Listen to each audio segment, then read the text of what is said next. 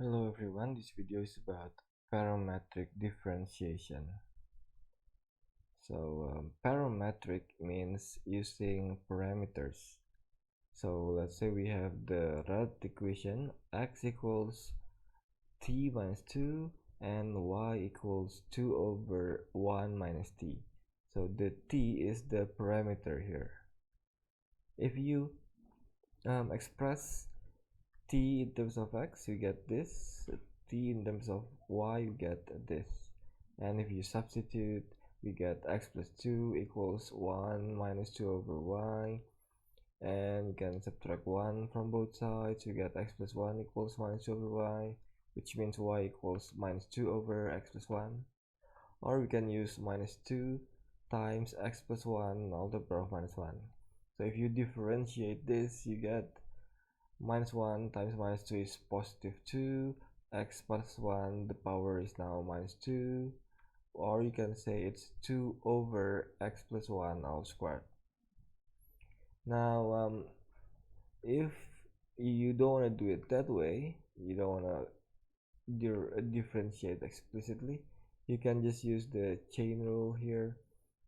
So the dx dt derivative is 1 here, and the dy dt, because this is the same as 2 times 1 minus t all to the power of minus 1, the dy dt is minus 1 times 2, which is minus 2, 1 minus t all to the power of minus 2 times the derivative of 1 minus t, which is minus 1.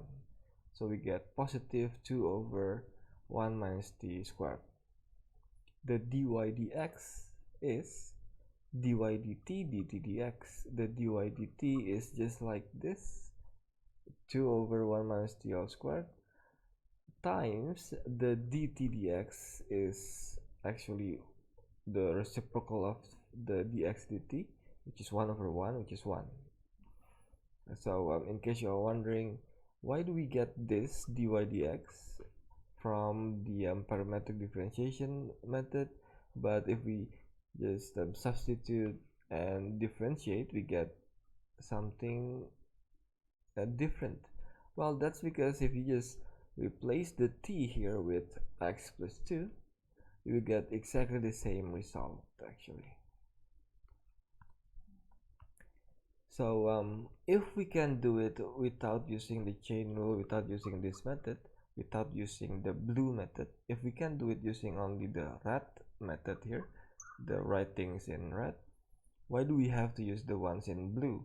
Well, that's because sometimes it is impossible to, unlike here, we can combine the equation, so we get y in terms of x, and in this case it is just not an option. That's impossible to express x in terms of y or y in terms of x here.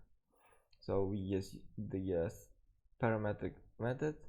The dx d theta is sine becomes cos.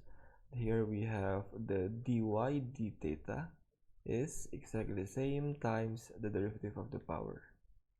So dy dx equals dy d theta d theta dx. Now the dy d theta is e to the power of sine theta cos theta, just like this. The d theta dx is actually the reciprocal of this.